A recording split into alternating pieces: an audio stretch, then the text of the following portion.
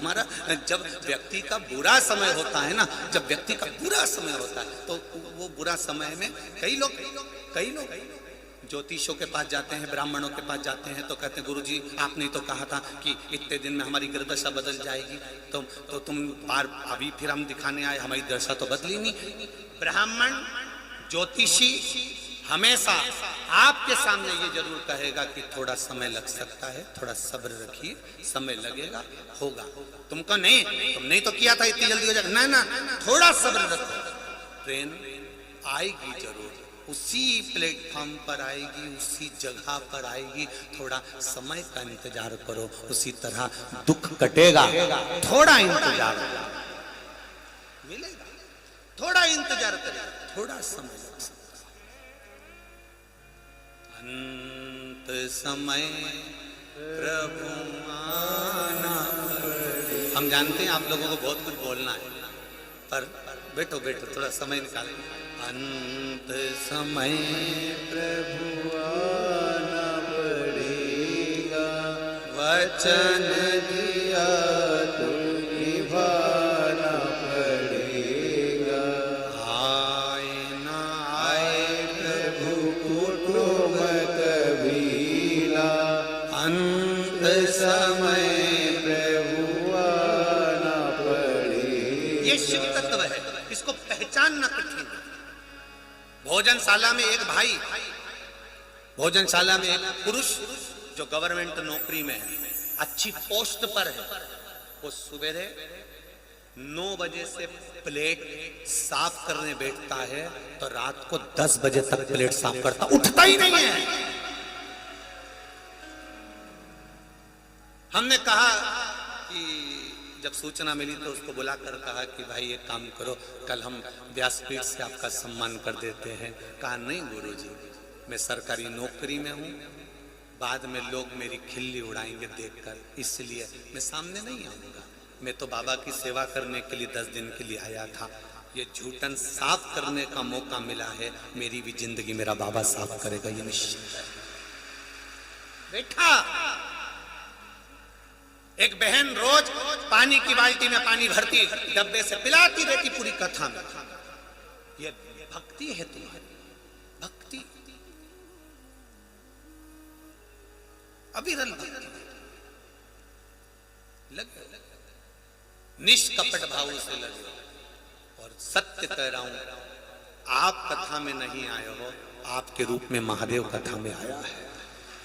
ये जितने बैठकर कथा सुन रहे हो आस्था चैनल पर, फेसबुक पर, यूट्यूब पर, और जितने इस पंडाल में बैठकर कथा सुन रहे हो, आप नहीं आए हो, आपके हृदय में बैठकर मेरा देवादिदेव महादेव आया है, जिसने आकर इस पूरे कार्य को आनंद से संभाला और आनंद से पाया, किया दिल से। शायद दुनिया का पहला ऐसा भंडारा होगा जिसकी भोजन की थाली में आधा चावल का दाना भी नहीं छूटता था और लोग उसको चाट कर साफ करते थे। दुनिया का पहला भंडारा, ये दुनिया का पहला भंडारा है कुबेरेश्वर धाम का, जहां आधा चावल का दाना भी झूठा नहीं छूटा। जो थाली में लेते थे उसको पूरा, आप लोगों ने तो पाया है, बोलो सही है कि गलत है? पूरा चावल का दाना, एक एक सब्जी, एक एक आलू, और चाहे वो एक एक जरा सा जीरे का भी दाना है तो उस प्लेट को पोंछा गया और चाट लिया गया। ये पहला दुनिया का ऐसा भंडारा चला होगा जिसमें एक अन्न का दाना फेंका नहीं। ये अविरल भक्ति है तुम्हारी। देंगे माइक देंगे, बैठिए देंगे। आज अगर 5-10 मिनट मिल गए ना तो तुम्हारे को माइक पहुंचा देंगे, ठीक है? आप लोग बोल लेना जो बोल। अविरल भक्ति है, उस विश्वास के साथ में आए, भरोसे। शिव कथा करें, शिव महापुराण की कथा वर्णन करो, शिव तत्व करो, उसका भगवान शंकर का गुणगान करो, उसका गुणगान, ओघड़दानी का, अवधूतेश्वर का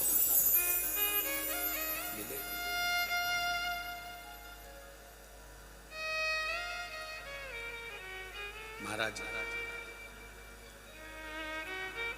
शिव महापुराण की कथा कर रही है, शिव तत्व कह रहा है।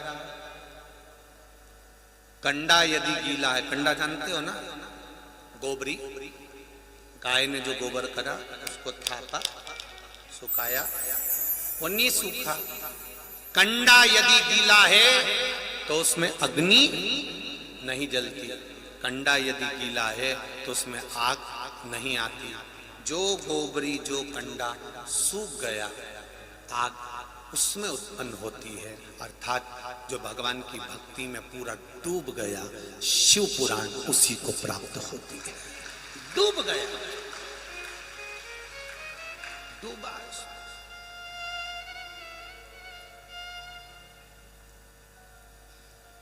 और जो डूबा उसे मिला, जो डूबा उसे प्राप्त। शिव महापुराण की कथा करिए कि भक्ति का बल जिस दिन बढ़ता है, भक्ति का स्वरूप जिस दिन बढ़ता है, उस दिन आनंद की अनुभूति अपने आप होने लगती है। उस दिन जीव के आनंद का अनुभव अपने आप होने लगता है। शिव महापुराण की कथा में वर्णन आता है, माता पार्वती भगवान शंकर के साथ विराजमान है। विराजमान होते होते एकदम भगवान देवादिदेव महादेव ने कह दिया, पार्वती चल मैं तुझे काशी घुमा कर लेकर आता हूं। शिव जी ने पार्वती जी को नंदी पर बिठाया, नंदी पर बिठाकर माता पार्वती देवादिदेव महादेव को लेकर चल रही, और महादेव स्वयं पार्वती को लेकर जा रहे हैं, पार्वती महादेव को लेकर जा रही हैं। जब जीवन में आप जाएं, सत्कर्म की ओर बढ़े, तो कहीं स्मरण में रहे कि कभी कभी गुरु चेले को और कभी चेला गुरु को प्रभु के करीब लेकर जा सकता है, नजदीक। कभी गुरु कभी चेला, ये दोनों शिव के करीब लेकर जाने वाले हैं। होता है, एक गुरुजी ने चेले से कहा पूजन करते करते, वो वहां पर तुलसी का क्यारा है, जा तो जरा तुलसी लेके आ, जा तुलसी दल लेकर आ। अब चेले को बड़ा बुरा लगा, चेले ने सोचा बताओ गुरुजी का यदि एक काम कर दिया ना तो ये गुरुजी मेरे को सब काम बताते रहेंगे। अब पक्का आलसी था, पक्का आलसी। उसने कहा मैं जाऊं नहीं। गुरुजी बोलो बेटा तुलसी का पौधा कैसा होता है? तुलसी जी का पौधा कैसा होता है? गुरुजी ने माथा खुजा लिया कि बताओ गजब का आदमी है, गजब का बच्चा, इसको तुलसी का पौधा नहीं मालूम। तुलसी के पत्ते में छोटे छोटे पत्ते होते हैं, मंजरी लगी होती है, बड़ी सुंदर आनंद होता है, कोमल सी डाली होती है। गुरुजी मैंने तो तुलसी का पौधा देखा ही। इतने में गुरुजी ने दूसरे चेले को बुलाया, बेटा इधर आ। हाँ गुरुजी, जा थोड़ा तुलसी का दल ला दे, मेरे को शालिग्राम जी का पूजन करना है। तो दूसरे चेले ने सोचा जब ये नहीं गया तो मैं काय पूजा। उसने भी कह दिया गुरुजी मैं तो तुलसी के पौधे को जिंदगी में आज तक पैदा हुआ जब तक आज तक नहीं देखा, कैसा होता है? गुरुजी ने बोला छोटे छोटे से पत्ते होते हैं, मंजरी लगी होती, कोमल सी डाली होती है। चेला बोला गुरुजी तुम के लिए आओ ना। इतने में गुरुजी बोले मैं पूजन में बैठा हूं बेटा, ये पूरा तख्ता मेरा पूजन का है, मैं जा नहीं सकता। एक काम करो, तू आगे से उठा, ये पीछे से उठाएगा, पूरा तख्त उठा के मैं तुम्हें लेके चलता हूं और तुलसी का पौधा दिखा दूंगा। अब एक चेले ने आगे से उठाया, एक चेले ने पीछे से उठाया। आधा वजन तो तख्ते का और आधा गुरुजी का। अब ये दोनों उठा के 3-4 जगह रख के सुस्ता रख ली और रख कर गुरुजी बोले वापस ले चलो। फिर इन्होंने तोका है, उठाया है, लेकर पहुंचे। पहुंचने के बाद गुरुजी ने कहा अब मैंने तुम्हें तुलसी का पौधा बता दिया है, अब समझ में आ गया? दोनों चेले बोले अब तो हम बाप जमाने में नहीं भूल पाएंगे कभी तुलसी का, अब नहीं भूल। कठिन था, कठिन था, कठिन था, कठिन।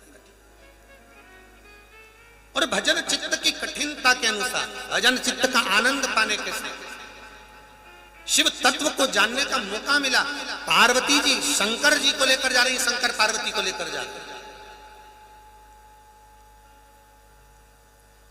अब देखिए, कहाँ जा रही हो? सीहोर जा रहे हैं। अच्छा, कहाँ जा रहे हो? कुबेरेश्वर धाम जा रहे हैं। अच्छा, हाँ, अच्छा, हाँ, कौन लेकर जा रहा है? मेरे पति लेकर जा रहा है। अच्छा, पर देखा जाए पति टिकट करा रहे हैं, ट्रेन में जा रहे हैं, पर सही मायने में देखा जाए तो धर्म पत्नी ने जो शिव महापुराण की कथा सुनी वो अपने पति को थोड़ी थोड़ी रूप में दी। तब विश्वास जब पत्नी का जागा तो पति का भी विश्वास जागा, पति का विश्वास जागा तो पत्नी का भी विश्वास जागा। ये लेकर आए हैं नहीं, आप लेकर आए नहीं, ये तो परमात्मा की कृपा थी, तो इनके बल पर आप आ गए। तो कह सकते हो ये मुझे लेकर आए, और वो कह सकता है मुझे ये लेकर आए, पर दोनों के अनुभव से कह सकते हैं ये लाने वाला कोई दूसरा नहीं, लाने वाला तो मेरा देवाधिदेव महा एकांत का वास किया। शंकर भगवान को जाना था, पार्वती जी वहां विराजमान हुई। विराजमान होकर एक अशोक के वृक्ष से माता पार्वती जी ने एक कन्या को प्रकट करा, जिसका नाम जम के बोलो क्या था? अशोक सुंदरी। और ये अशोक सुंदरी कोई साधारण नहीं है, अशोक सुंदरी कोई साधारण नहीं है। ये वो अशोक सुंदरी है जिसको देवाधिदेव महादेव ने तो वर प्रदान करा ही है, माता पार्वती जी ने भी जिसको वर दिया है, और साथ में 33 कोटि देवी देवताओं ने भी अशोक सुंदरी को वर प्रदान करा। ये अशोक सुंदरी कोई साथ। समय आया, अशोक सुंदरी ने अपने माता पिता के कहे अनुसार आया। 5 पांडव वहां बैठे थे जब द्रौपदी का चीर खिंचाया, धृतराष्ट्र गांधारी वहां बैठे थे जब द्रौपदी का चीर खिंचाया, भीष्म पितामह बैठे थे जब द्रौपदी का चीर खिंचाया। पूरा परिवार, पूरी सभा भरी पड़ी हुई थी, पर ना 5 पति बचा पा रहे थे, ना गुरु द्रोणाचार्य बचा पा रहे थे, ना द्रौपदी के चीर को भीष्म पितामह बचा पा रहे थे। तब उस समय पर मेरा कृष्ण द्रौपदी के चीर को बचा रहा था, कोई दूसरा नहीं बचा पा रहा था। बचाया मेरे ठाकुर ने, मेरे कृष्ण ने बचाया। कौन बचा? कौन साधा? पांडव बैठे, द्रौपदी पुकार रही है, अरे भीम कुछ तो करो, अर्जुन कुछ तो करो, नकुल सहदेव कुछ तो करो, युधिष्ठिर कुछ तो करो। परिवार वाले भी साथ नहीं देंगे। जब अंत समय में चिता पर लेटे होगे, अग्नि में झोंका जा रहा होगा, उस समय पर परिवार के लोग आग लगाकर दूर खड़े हो जाएंगे। तब तुमने जो शंकर की कथा सुनी है, शिव महापुराण को श्रवण करा है, शंकर को 1 लोटा जल चढ़ाया है, तब उस जगह पर परिवार दूर होगा और तुम्हारा चढ़ाया गया 1 लोटा जल तुम्हारे पास होगा। 1 लोटा जल तुम्हारे पास है, 1 लोटा जल। वो लोटा जल का अंत तक समाप्त नहीं हुआ, इसलिए मरने के बाद भी तेरा नहीं हुआ। अंत तक मरने के बाद भी लोटे में ही गए और लोटे ही बांटे। क्या बटे? मरने के बाद 12 लोटे, 13 लोटे, आसन, गीता, माला, जने, ये बटे। उसमें लोटा मूल था। ये नहीं कहा कि 11 गिलास बांट देना, 12 गिलास बांट देना, 12 कुछ और सामान, ना ना ना ना, लोटे जरूर बांटना, सब सामान बांटो पर लोटा जरूर रखो। अंत तक वो लोटा काम आ रहा है, अंत तक। जन्म हुआ तब भी वो लोटा काम आया।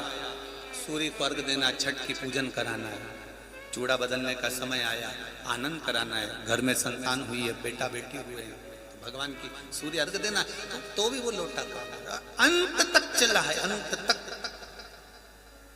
तुमने तो 1 लोटा जल देवाधिदेव महादेव को दिया, पर मेरे महादेव ने वो 1 लोटा जल तुमने महादेव को दिया था। वो 1 लोटा जल मेरे महादेव ने कब कब तुमको लौटा दिया, तुम्हें भी समझ नहीं आएगा कि उसने दिया कब, कैसे दिया, कैसे प्रदान करा।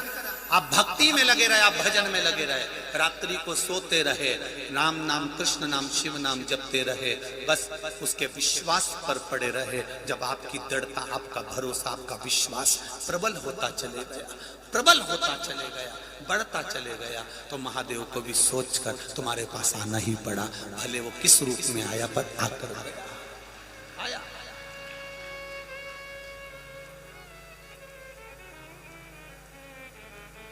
करो भजन, करो कीर्तन, करो सत्संग, करो करो भजन। मौका नहीं मिलना है फिर नहीं मिलेगा। कोई ऐसे भी बैठे होंगे जो 16 तारीख को नहीं 14 तारीख को ही आ गए होंगे। ये बैठे, कोई ऐसे भी बैठे होंगे जो 15 तारीख को ही आ गए होंगे। कोई ऐसे भी बैठे होंगे जो और इनसे पहले भी आकर बैठ गए होंगे, उससे भी ये इनकी अविरल भक्ति है। जगह संभालना है, पहुंचना है, दरी बिछाना है, कम्बल रखना है, अपनी सीट संभालना है।